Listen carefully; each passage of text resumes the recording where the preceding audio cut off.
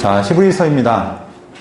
우리 히브리서는 우리가 저자를 알 수 없다고 말씀드렸죠. 대상은 우리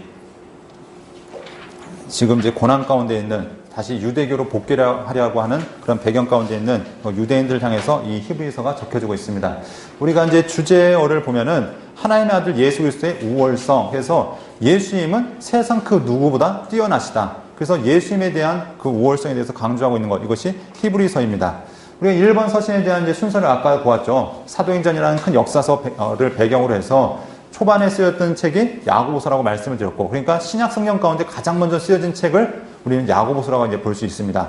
그리고 히브리서는 바울 서신들이 다 적혀져 이제 거의 적혀졌을 때 마지막 디모데 전후서 뭐 이런 것들을 이제 남겨놓은 상황 가운데서 이 히브리서는 이 유대 전쟁을 앞두고 아마 적혀졌을 것이라고 우리가 보고 있습니다. 그래서 아까 이제 우리 잠시 후면 다시 한번 배경을 통해 보겠지만 지금 아직 그 예루살렘에 또는 유대 중심에 남아서 유대교의 희망을 바라는 그런 사람들로부터 지금 끊임없이 권유를 받고 있는 거죠. 다시 돌아와라. 그들에게 다시 너희가 돌아가지 말아야 될 이유가 무엇인지 그것들을 명확하게 밝히고 있는 책이 이 히브리서라는 책입니다. 자, 우리가 이제 이것들은 아까 보셨으니까 넘어가도록 하겠고요. 히브리서의 책 제목은 프로스 헤브라이우스 해서 히브리인들에게, 그러니까 이스라엘 사람들에게 이게 보내지는 책이라고 우리가 알 수 있고요. 자, 기록자는 알려지지 않았습니다. 그런데 많은 사람들이 이제 기록자에 의해서 몇 명을 이제 제시하고 있죠. 첫 번째가 누굴 제시하냐면 바울 사도를 얘기합니다. 왜냐하면 히브리서 뒷부분에 보면 13장 23절에 디모데한 이야기가 등장하고 있습니다. 그렇기 때문에 아마도 이 디모데와 가장 밀접한 관계는 바울 사도가 아니겠느냐. 그래서 바울 사도가 이 히브리서의 저자일 것이다. 그리고 문체도 좀 비슷한 것 같기도 하고, 그래서 이렇게 추정한 사람도 있는데 또 아니다. 누가가 적었을 것이다. 이건 누가 주장했냐면 알렉산드리아의 클레멘트가 누가가 적었을 것이다. 왜냐하면 누가 이 사도행전의 필체와 비슷하기 때문에 이런 것이 아니냐 이렇게 얘기하기도 합니다. 또는 로마의 클레멘트가 이제 적었을 것이다. 이렇게, 또는 오리겐이 이제 이야기했던 이야기 중에 하나고요. 또는 아볼로가 적었을 것이다. 이거는 여러분 잘 아시는 루터가 이렇게 주장하게 됐고, 바나바가 했을 것이다. 네, 이거는 신학자 터툴리안이 당시에 이런 이제 전승이 있었다라고 하면서 이렇게 주장하기도 합니다. 그런데 뭐 스데만도 나오고 빌립도 나오고 브리스길라도 나오는데 결국은 누군지 모른다. 네, 이것이 이제 이야기고요. 자, 수신자는 누구냐면 방금 좀 전에 얘기했던 것처럼 히브리인들에게 바로 이스라엘 이제 유대교를 믿는 수많은 이들에게 보내졌던 편지가 바로 이 히브리서였고요. 복음을 받아들인 다음 미혹되어서 옛 종교 큰 유대교로 돌아갈 위기에 처했던 이들. 그래서 다시 한번 진정한 우리 민족의 종교가 무엇이냐, 다시 돌아와라. 그들의 권유를 받는 그 상황 가운데 이런 배경이 되어졌습니다. 그리고 예루살렘 성전과 인접한 유대, 사마리아, 갈라리아 지역에 흩어져 있는 유대 기독교인들이 1차적인 수신자였다.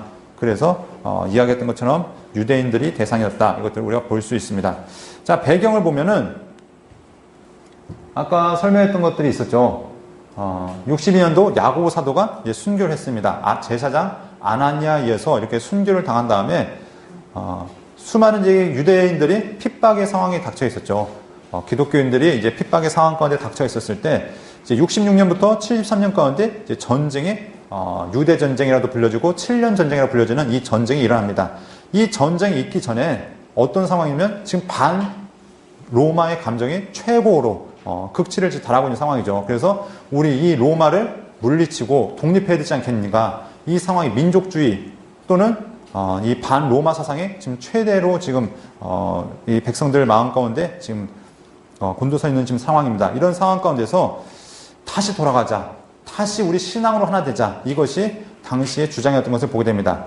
우리가 그 원인이 되었던 이제 가이사를 보게 되는데, 가이사라라는 곳은 이제 원래는 지금은 이제 항구가 건설되어져 있고 또 도시가 건설되었지만 원래는 사구가 있어서 모래 때문에 뭐 배를 대기 적합하지 않은 곳이었습니다. 근데 헤롯이 이곳을 항구 도시로 건설한 거죠. 그것도 어느 식으로 했냐면 로마식으로 하면서 이것이 바로 이제 유대 전쟁의 계기가 되어졌다는 것. 그래서 이 소유권 문제와 더불어서 이 가이사라에 회당이 하나 있었는데 그 회당 앞마당이 로마인의 소유였습니다. 그래서 이 유대인들이 그 회당 앞마당을 사려고 이제 했죠. 하면서 우리가 이 회당 앞마당을 사기 원하는데 팔라고 했더니 돌이 어떻게 하냐면은 거기다가 더 큰 이제 건축물을 세우는 겁니다. 그래서 회당에 가기를 더 힘들게 만든 거죠. 그래서 그 중재를 누구한테 세우냐면 로마의 총독이었던 당시 파견 나왔던 총독한테 중재를 세웠는데 그 사람이 돈만 받아먹고 어떻게 해요? 딴 데로 이제 도망가 버린 거죠. 사마리아 가서 거기에 있으니까 이제 유대인들 찾아갑니다. 왜 우리 중재 안 해줍니까? 그랬더니 중재하기는커녕 누구의 편에 서냐면 로마의 편에 서가지고 결국 마지막에 이 유대인들 3,600명을 학살하고 그것으로 인해서 이 유대 전쟁의 발발의 계기가 되어진 것을 보게 됩니다. 근데 이 출발점이 다 이 가이사라의 소유권에 대한 문제 때문에 시작되어졌다는 것. 이 가이사라는 이제 수로가 이제 나아졌는데 갈멜산에서부터 쭉 이제 이게 수로가 나아져서 지금 이제 물이 공급되었던 것을 보게 되고요.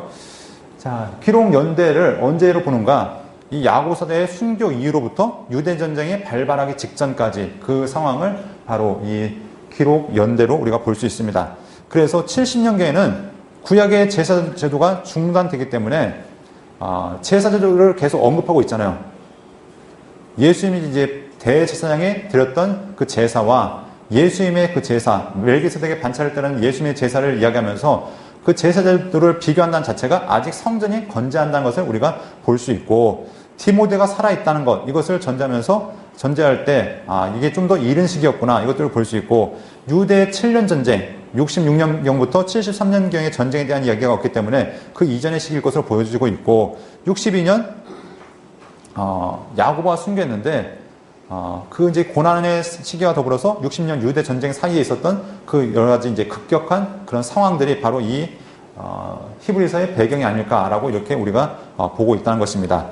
그러면은 기록연대 우리가 도표로 살펴보면은 아까 얘기했던 62년에 야고보 사도가 순교했고 62년에서 64년경에 바울 사도의 전도 여정이 있었고 64년경에 이제 바울 사도가 니고볼리에서 체포가 돼서 2차 투옥이 되어졌고, 그리고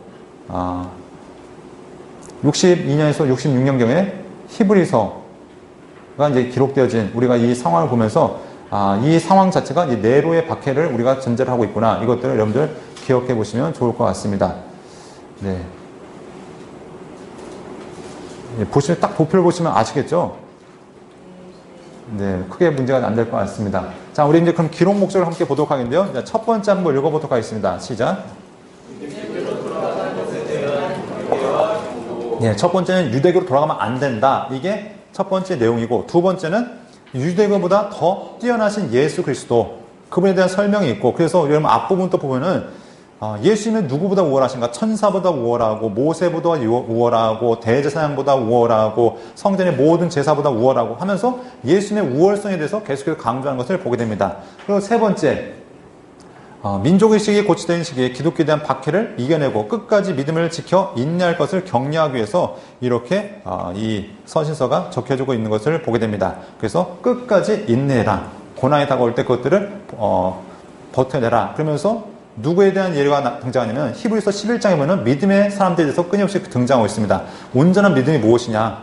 그 믿음은 고난이 다가와도, 시련이 다가와도 하나님 바라보고 끝까지 참아내는 것. 믿음은 바란 것들의 실상이고 보이지 않는 것들의 증거란 것들을 이야기하면서 믿음으로 살아갈 것들을 이야기하고 있습니다. 자, 그러면 첫 절 끝절 함께 보도록 하겠습니다. 첫 절 함께 읽어보겠습니다.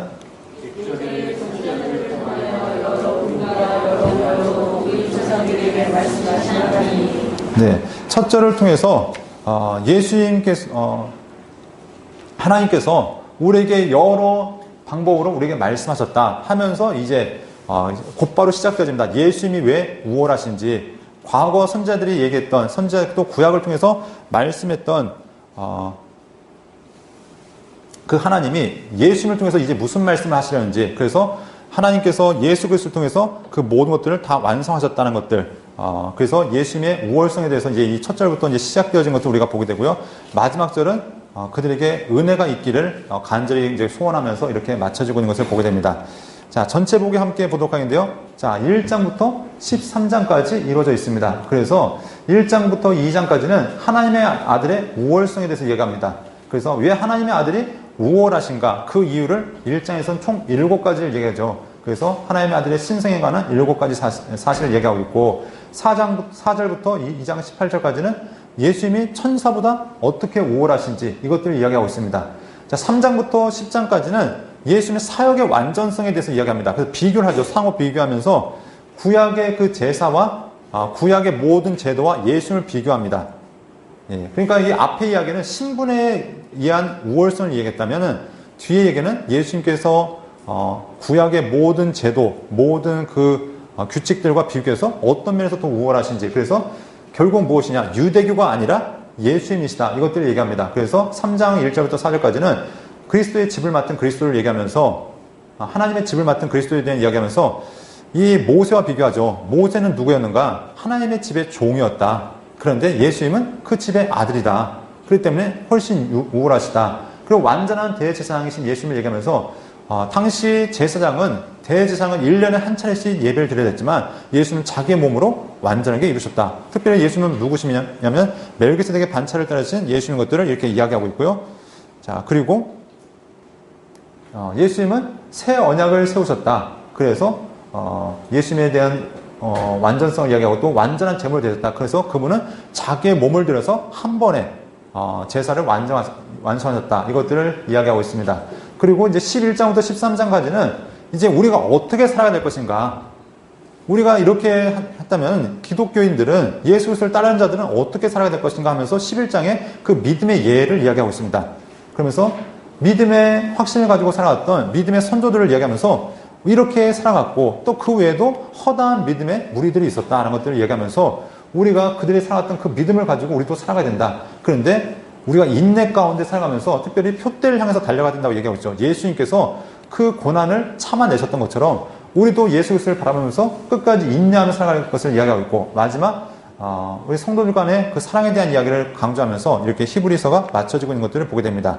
자, 그래서 전체적인 핵심 내용이 무엇이냐? 하나님의 아들 예수 그리스도의 우월성에 대해서 이렇게 강조하고 있다는 것입니다. 그래서 이 강조는 사도들의 주장이었고 또한 이 히브리서의 강조점인 것들을 우리가 살펴볼 수 있습니다. 자, 그러면 이제 1장부터 함께 보도록 하겠는데요.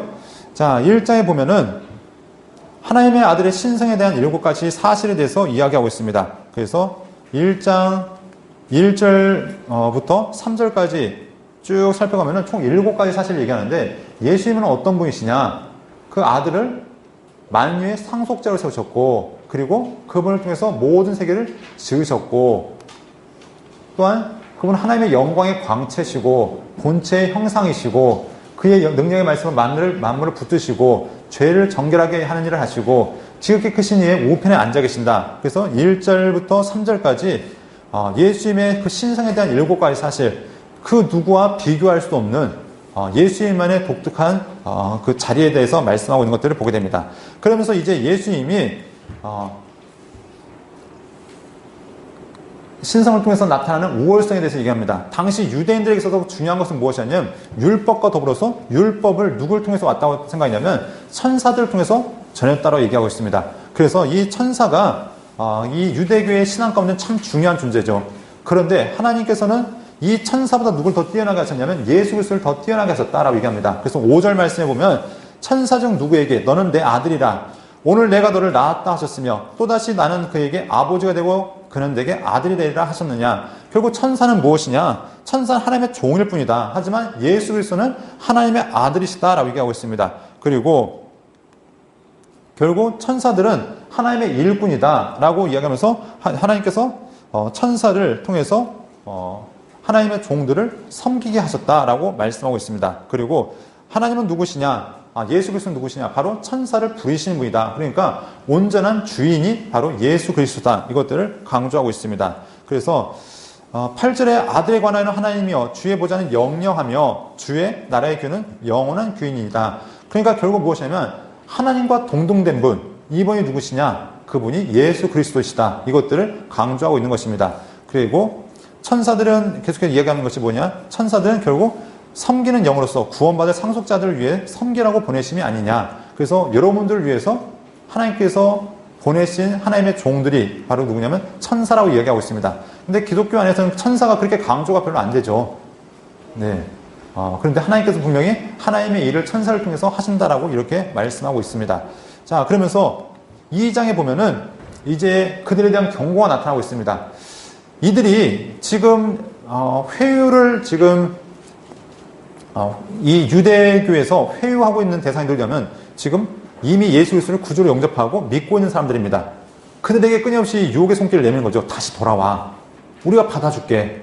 그들에게 하는 얘기가 무엇이냐면 너희가 이같이 큰 구원을 등한히 여기면 어찌 그 보응을 피하리요. 그러니까 너희가 지금 예수 그리스도를 믿다가 다시 돌아간 것은 하나님 앞에 어마어마한 심판을 당할 수 있는 큰 이게 문제라는 것들을 이야기하고 있습니다. 그래서 천사들도 하나님 앞에 범죄했을 때 어마어마한 심판을 받았거든. 특별히 하나님께서 자기 아들을 보내셔서 이루신 구원을 등한히 여기면 그것만큼 하나님의 큰 심판이 없다는 것들을, 하나님의 큰 보응이 없다는 것들을 이야기하면서 절대 떠나가서는 안 되는 것들을 되게 강조하고 있는 것을 보게 됩니다. 그리고 예수님의 그 우월성에 대해서 다시 한번 강조하면서 이렇게 이야기합니다. 9절 말씀 함께 보도록 하겠습니다. 시작.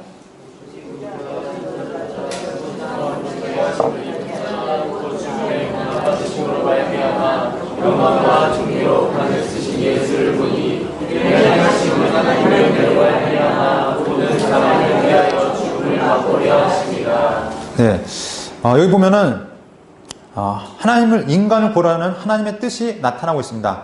하나님께서 어떻게 사람을 구원하셨는가? 바로 자기 아들을 보내셨는데 이 땅에서 아주 휘황찬란한 모습으로 이 땅에 오신 것이 아니라 빌립보서 2장에 보면은 그 예수님의 모습에 대해서 이야기하고 있죠. 그는 근본 하나님의 본체시나 하나님과 동등됨을 취할 것을 여기지 아니하시고 오히려 자기를 비워 종의 형체를 가지사 사랑하는 분들과 같이 되었고 하면서 강조하는 것이 무엇이냐? 그분을 낮고 낮은 모습으로 내셔서 바로 사람들을 위해서 죽이셨다. 이것이 바로 하나님께서 예수를 통한 구원의 방법이었다는 것을 이야기하고 있습니다. 그러면서 강조하는 것이 무엇이냐? 18절 말씀.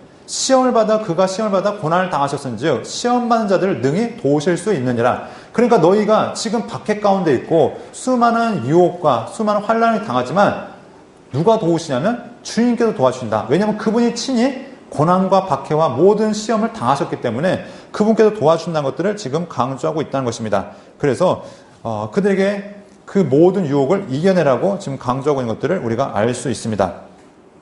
자, 계속해서 하나님의 집을 맡은 그리스도에 대한 모습을 이렇게 강조하고 있죠. 자, 우리 보면은 하나님의 아들로서 교회를 맡으신 그리스도에 대한 모습이 이렇게 이제 3장부터 강조가 되어지고 있습니다. 그래서 3장에 보면은 예수 그리스도의 위치를 이야기하고 있죠. 모세는 어떤 존재였는가? 모세는 그 하나님이 세우신 집의 종이었다. 하지만 예수님은 어떤 분이시냐? 예수님은 하나님이 세우신 집의 주인이다 하면서 모세보다 더 높임 받으시고 더 영광 받으실 분, 그분이 바로 예수 그리스도시다라는 것들을 이렇게 강조하고 있는 것들을 보게 되고요. 자, 이제 4장에 보면은 완전한 제사장이신 그리스도에 대한 모습을 이렇게 또한 강조하고 있습니다. 그래서 이제 여러 가지 주제를 다루고 있는데 첫 번째 하늘 성소에 올라가신 완전한 제사장이신 예수 그리스도에 대해서 이야기하고 있습니다. 그리고 이 제사장에 대해서 얘기하면서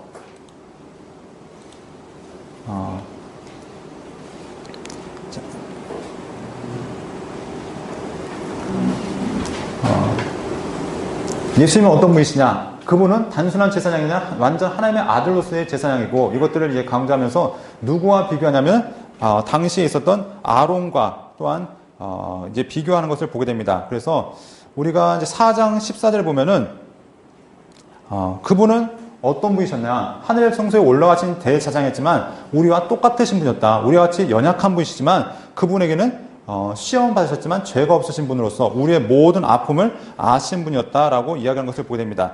자, 당시 제사장은 대속제일 7월 10일이 되면 유대일고 7월 10일이 되면 무슨 일을 했냐면 바로 그들은 하나님 앞에 이제 대속제일을 지냈습니다. 그때 하는 일이 무엇이냐면 일반 제사장들이 제사 드린 것이 아니라 대제사장이 앞서서 제사를 드리죠. 그래서 그가 제사를 드리고 가서 하는데 먼저 하는 일이 뭐냐면 자기의 죄를 위해서 속죄하는 일이었습니다. 왜냐하면 자기도 연약한 인간이었기 때문에 자기 자신을 위해서 먼저 속죄한 다음에 그 다음에 백성을 위해서 제사를 드리는데 그분은 그러실 분이 필요가 없는 분이었다는 것이죠. 그분은 어떤 분이시냐? 멜기세덱의 반차를 따르시는 완전한 제사장이었다는 것들을 이렇게 이야기하고 있습니다. 그래서 예수 그리스도의 우월성에 대해서 이렇게 강조하고 있는 것들을 보게 되고요. 자, 5장 이제 11절부터 보면은 그들의 미성숙, 또 다른 얘기로는 변절하는 것, 믿음을 버린 것에 대해서 위험성을 이렇게 강조하고 있는 것들을 우리가 알 수 있습니다. 그래서 그들이 지금 예수 그리스도를 믿고 지금 그들의 신앙이 성숙했다면 다시 돌아가서는 안 된다는 것들을 이야기하고 있습니다. 그들의 지금 삶의 자리가 어떤 자리인가? 이제 성숙해서 장성한 사람으로 나아가야 되는데 아직도 젖을 먹는 그런 초보적인 단계로 가서는 안 된다는 것들을 강조하면서 우리가 과거에 있었던 것들, 과거의 율법이 주장했던 그 모든 것들을 떠나라고 이야기하고 있습니다. 우리 갈라디아서에서 보면은 강조했던 부분이 어떤 부분이었냐면 바로 이런 부분을 강조했었죠. 율법이 어떤 역할을 하는가? 바로 초등학문과 같다라는 것들을 이야기했죠. 그래서 그들의 삶 가운데 율법이 마치 그와 같다라는 것들을 이야기하고 있습니다. 그래서 6장 2절 같은 경우 보면 이렇게 얘기하죠. 세례들과 안수와 죽은 자의 부활과 영원한 심판에 관한 교훈의 털을 다시 닦지 말고 완전한 대로 나아갈 것이다 하면서 그들에게 이렇게 신앙을 권면하고 있는 것들을 보게 됩니다. 자, 계속해서 이제 예수님의 얘기를 하면서 멜기세덱의 그 반차를 따르는 영원한 제사장 그것들을 얘기하면서 예수님은 어떤 분이시냐? 바로 아브라함이 그 멜기세덱에게 반차 이제 그 예물 들여서 복을 받았듯이 예수님은 시작도 끝도 알 수 없는 영원한 제사장으로서 하나님께서 세우신 제사장이다. 원래대로 하면은 이 제사장은 어떤 역할을 하냐면은 아론의 후손들이 제사장의 역할을 감당해야 되는 것들을 이야기합니다. 그런데 이 아브라함이라는 사람이 이 멜기세덱에게 10분의 1을 드렸죠. 아직 이스라엘이라는 지파가 완성되기 전에 아직 레위 지파, 제사장이라는 사람들이 완성되기 이전에 이 아브라함이 이 멜기세덱의 제사를 드림으로써 그가 하나님 앞에 이제 축복을 받았듯이 바로 예수님은 유다 지파로 오셨지만 제사장의 역할을 한 것이 그것은 어떤 반차를 따르면 바로 멜기세덱의 반차를 따르는 완전한 제사장의 역할을 하고 있다라는 것들을 이렇게 강조하고 있는 것들을 보게 됩니다. 자, 그래서 예수님은 레위 지파에 세워졌던 그 제사장보다 우월하신 분이다 하면서 하늘의 제사장으로서의 역할을 강조하고 있는 것들을 우리가 알 수 있습니다. 자, 그리고 이제 8장에 보면은 새 언약을 세우신 예수 그리스도에 대한 이야기가 이제 등장한 것을 보게 됩니다. 자, 예수님은 우리에게 어떻게 제사를 지셨는가? 구약의 제사는 짐승을 잡아드리는 제사였습니다. 여기에 보면은 우리가 구약의 제사를 우리가 레위기에서 살펴보셨죠. 크게 5가지 제사가 있었죠.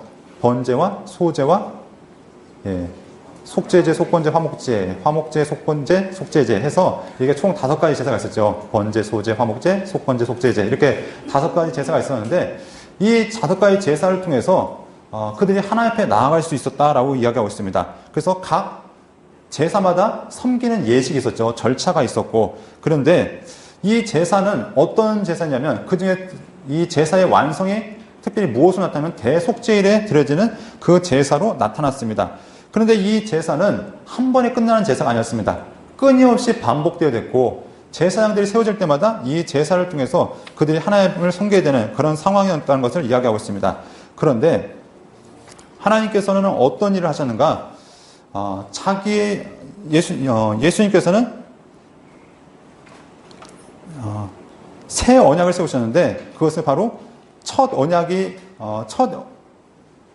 하나님께서 이제 완전한 언약, 두 번째 언약을 통해서 예수님께서 새로운 제사를 세우셨다라고 이야기하고 있습니다. 그래서 우리 13절 말씀 함께 8장 13절 말씀 함께 읽어보도록 하겠습니다.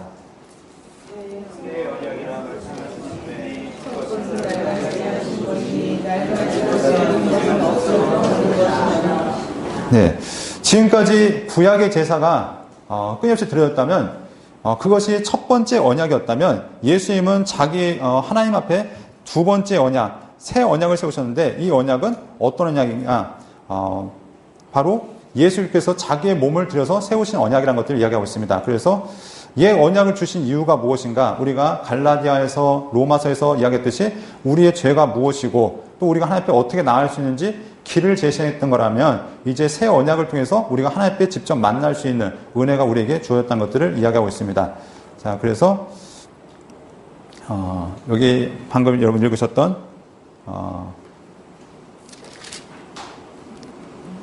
13절 말씀에 보면은 첫 언약에 모험했다면 둘째 것을 요구할 것이 없어질 것이다 하면서 예수님께서 새 언약을 세우셨다는 것들을 이야기하고 예수님께서 그들에게 완전한 하나님이 되셨다는 것들을 또한 우리에게 설명해 주고 있습니다. 자, 그런데 이제 8장에 보면은 9장에 보면 우리가 이제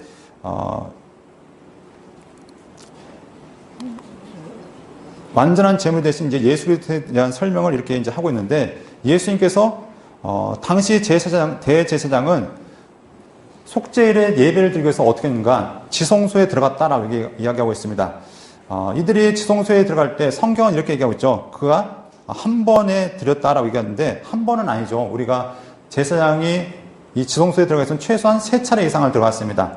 그래서 첫 번째는 속죄소를 가리기 위해서 이 향을 피웠고, 두 번째는 자기의 죄를 위해서 피를 가지고 들어갔고, 세 번째가 백성의 죄를 위해서 피를 가져갔는데 이것이 한 번에라는 의미가 아니라 하루 한 차례에 의해서 들어갔다라고 이렇게 의미를 보시는 것이 좋습니다. 근데 어쨌든 간에 제사장은 이 제사를 어떻게 했는가? 자기 자신을 위해서 먼저 제사를 드려야 됐고, 그리고 그 속죄일이 다가올 때마다 그들은 이제 끊임없이 제사를 드려야 됐습니다. 근데 이 속죄일에도 하나님의 은혜가 있었죠. 우리가 레위기를 통해서 보았듯이 이 속죄일에 그 자리에 참여하기만 하면 모든 죄가 용서받는 하나님의 은혜가 있었다라고 얘기하고 있습니다. 그런데 예수님은 더 좋은 일에 완전한 제사장으로서 어떤 일을 행하셨는가? 그분은 자기의 몸을 들여서 단번에 끝내셨다. 그러니까 히브리서에서 강조되어지는 말씀 중에 하나가 단번에, 한 번에 이런 말씀들이 강조되어지는데 그분은 구약에서 보였던 그 예표와는 다르게 인간적인 연약한 제사장과도 다르고 또 인간이 세웠던 그 절교와도 하나님께서 명하셨지만 인간이 지켰던 그 절교와도 다른 완전하신 분이다. 그래서 그분은 구약의 모든 것들을 한 번에 이루셨다라고 이야기하는 것을 보게 됩니다. 자, 그래서 우리가 이제 구약의 제사 제도를 11절부터 쭉 이야기하고 있습니다. 그분은 염소와 송아지의 피로 하지 아니하고 오직 자기의 피로 영원한 속죄를 이루사 단번에 성소에 들어가게 하셨느니라. 여기에 보면 우리가 이제 오해하지 말아야 되는 것이 오늘날 찬송 가운데 어떤 찬송이 많이 능력이 있냐면 보혈 찬송이 능력이 있다고 합니다. 그렇죠? 부흥회 때 어떤 찬송을 많이 불러야 우리에게 은혜가 임하는가? 그냥 평소에 불렀던 찬송보다도 예수님의 피가 들어간 찬송 가운데 예수님의 보혈이 언급되어지고 피가 언급되어지는 그 찬송. 왜냐하면 예수님의 피로 하나님의 모든 요구사항을 이뤘기 때문에 특별히 히브리서가 이런 것들을 막 강조하고 있는데 여기서 피가 단순한 피가 아니죠. 예수님의 피가 우리의 죄를 용서한 것이 아니라 하나님의 그 능력, 하나님의 그 은혜가 우리의 모든 것들을 용서하고 있습니다. 그런데 어떻게 보면 이게 비유적인 표현이죠. 그런데 이야기하다 보면은 진짜 예수님의 피 자체를 강조하고 예수님의 피가 어떤 능력이 있는 것처럼 착각하는 경우가 있습니다. 우리가 복음서를 통해서 보았듯이 예수님의 피가 구하는 것이 아니라 예수님 그분에게 능력이 있고 그분이 구원자라는 것들을 끊임없이 강조하고 있습니다. 예수님께서 피 발라서 병자를 고친 게 아니라 한마디 말씀으로 끝내셨죠. 일어나라. 아니면은 때로는 직접 마주보지 않았지만 하나님께서 선포하심으로 멀리 떨어진 자가 그렇게 낫기도 하고 또는 옷자락을 만지기만 해도 나았고 이런 모습을 통해서 예수님께서 어떤 분이신가 이것들을 강조하고 있다는 것입니다. 자, 그래서 우리 한번 9절과 10절 말씀, 10장 9절과 10절 말씀 함께 보도록 하겠습니다.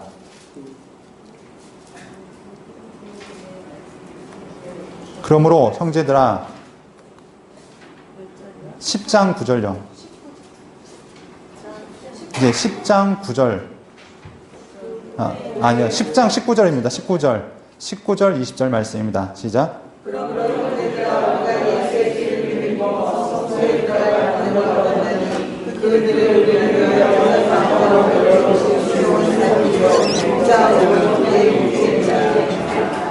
자, 지금까지 쭉 얘기한 게 제사장은 자기 자신을 위해서 제사를 드린 다음 백성을 위해서 제사를 드림으로 백성과 하나님이 하나 될 수 있도록 할 수 있다라고 이제 이렇게 말씀드렸습니다. 그런데 예수님은 자기의 몸을 들여서 단번에 하나님의 요구사항을 이루셨고 하나님과 우리 사이에 이제 길이 되었다는 것들을 이야기하고 있죠.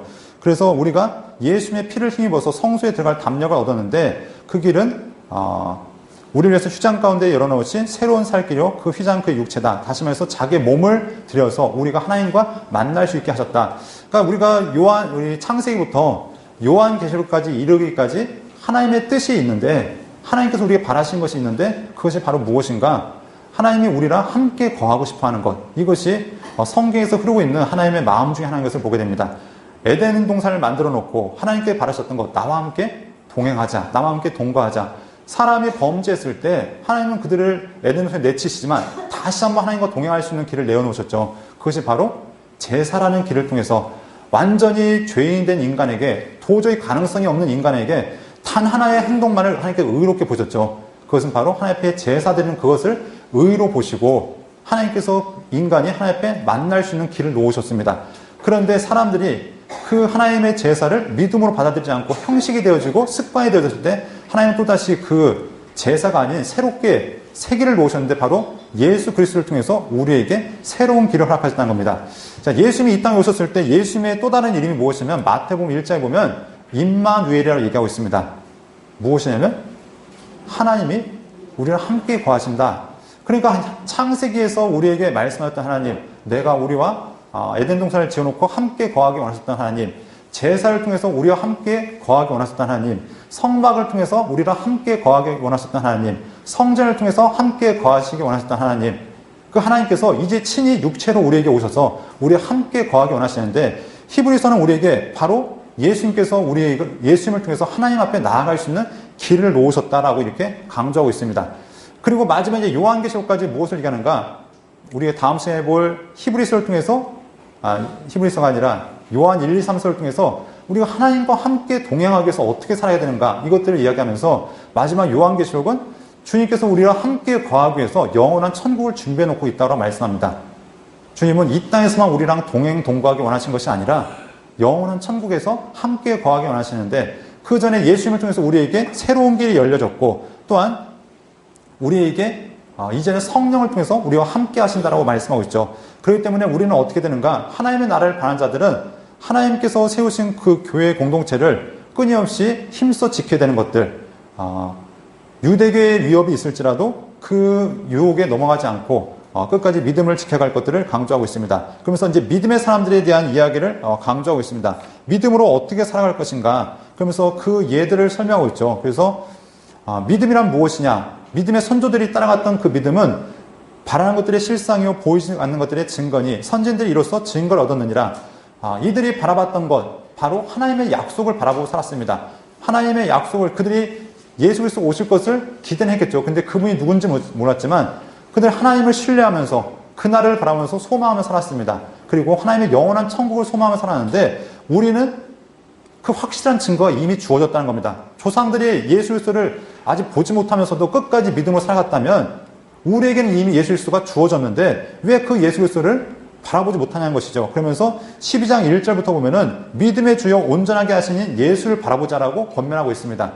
조상들이 그렇게 희망했던 예수 그리스도, 그렇게 간절히 소망했던 예수 그리스도를 바라보고 예수 그리스도께서 걸어왔던 그 십자가를 우리 또한 바라보고 살아가야 된다는 것들을 강조하고 있습니다. 그런데 여기에 중요한 것이 무엇이냐? 바라볼 때 그냥 쉬운 길이 아니라는 것입니다. 끝까지 인내해야 될 것을 강조하고 있습니다. 그래서 그들이 살아갈 때 고난과 환란이 다가올 수 있지만, 고난과 환란이 왜 다가오는가? 우리가 하나님의 자녀이기 때문이다.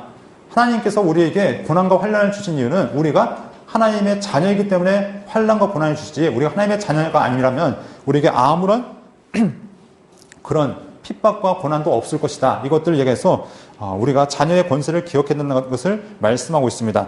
그리고 마지막 13장을 통해서 우리가 마지막으로 어떻게 살아야 되는가? 첫 번째 강조하는 것이 형제 사랑을 계속하고 하면서, 우리가 믿음 안에서 살아갈 때 제일 첫 번째 중요한 것이 무엇이냐? 바로 사랑의 공동체를 이뤄가야 된다는 것들을 이야기하고 있습니다.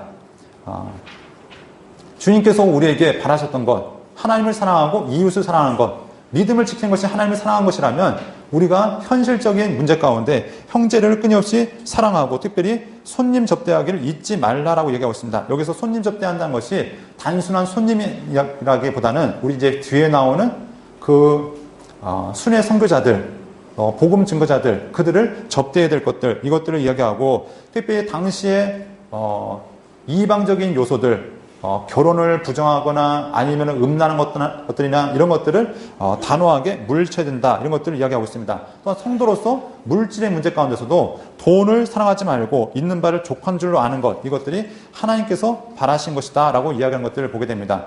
그래서 종교적으로도 어떻게 살아가는가,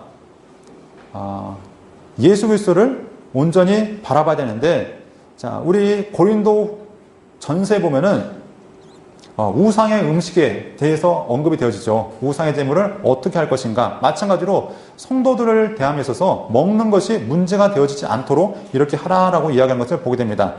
그리고 오직 선을 행함과 서로 나눠주기를 잊지 말라. 하나님은 이 같은 제사를 기뻐하신다. 하나님께서 원하시는 제사가 짐승 잡아서 드리는 제사가 하나님 기뻐하시는 제사가 아니라 선을 베푸는 것, 사랑으로 행하는 것, 이것이 하나님께서 원하시는 온전한 제사의 모습이라는 것을 이야기하고, 자, 마지막 축복과 권면 가운데 이 히브리서가 맞춰지고 있습니다. 자, 이 히브리서는 1장부터 13장까지 끊임없이 무엇을 얘기하고 있는가? 예수님은 어떤 분이신가? 예수님은 세상 그 무엇보다 뛰어나시고 우월하신 분이시다. 우리는 예수님을 한번 믿었으면 절대로 그분을 떠나가서는 안 된다. 왜냐하면 우리에게 보여주신 그 산 길이신 예수를 떠나가는 것은 하나님의 어마어마한 징계와 보응이 있을 수 있다라면서 그들에게 경고와 더불어서 믿음을 지킬 것을 권면하고 있습니다. 그러면서 믿음의 산 예로서 11장부터 이야기하면서 믿음이란 무엇이냐, 우리가 어떻게 믿음으로 살아갈 것이냐, 이것들을 그들에게 권면하고 있다는 것입니다. 그래서 하나님께서 원하시는 믿음으로서 그들이 끝까지 인내하며 살아가야 될 것, 그래서 그들이 이 고난과 환난 가운데 승리할 것을 바라는 것, 이것이 히브리서의 내용이었던 것들을 우리가 바라보게 됩니다.